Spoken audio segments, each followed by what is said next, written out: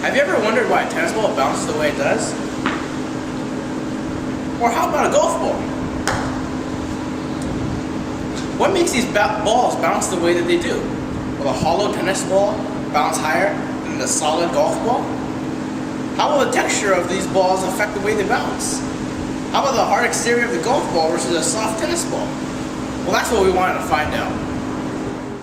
To find out how different traits affect the bounciness of the balls, we decided to focus on three main traits: whether the ball was solid or hollow, had a soft or hard exterior, and the density of the balls.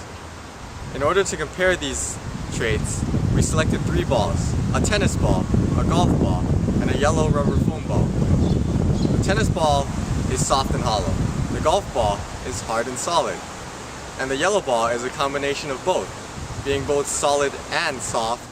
To compare the three balls' bounces, we dropped each from a height of 1 meter and recorded the bounce using a camera.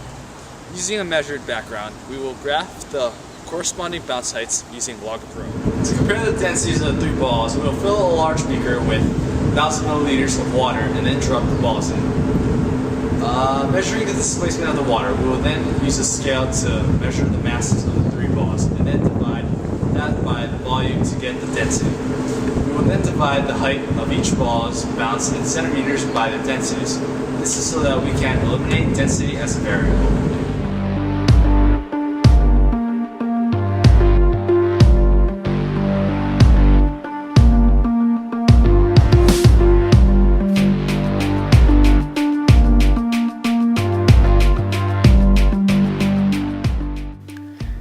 As you can see, the balls each had very different bounce heights. When we analyzed the drops on Logger Pro, we could see that the golf ball bounced the highest, reaching a height of 82 centimeters after the initial bounce, and the foam ball had the shortest bounce, reaching a height of 36 centimeters.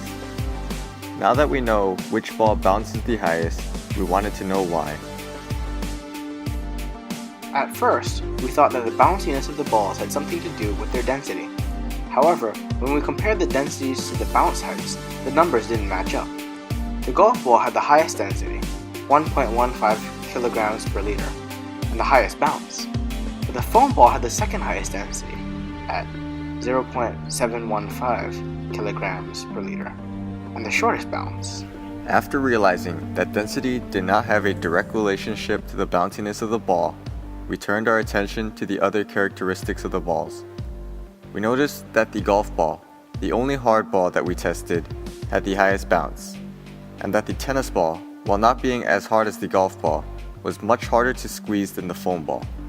After doing some research, we found out that this hardness is related to elasticity. In physics, elasticity is an object's ability to resume its natural form after being stretched or compressed. Elasticity is related to bounciness because when balls hit the ground, the momentum that it built up over its drop compresses the ball, kind of like a spring. And depending on the elasticity of the ball, the momentum is conserved and redirected in the opposite direction. If a ball had perfect elasticity, then all of the momentum would be conserved and the ball would bounce to the exact same height that it was dropped from, ignoring other variables, of course. That is why in physics, when a collision results in a perfect conservation of momentum, it is called a completely elastic collision. Harder objects tend to be more elastic, which is why the golf ball had one of the highest bounces and the soft foam ball had one of the shortest bounces. So, after analyzing all of the data, I think that we can conclude that elasticity, along with momentum, makes a ball bounce.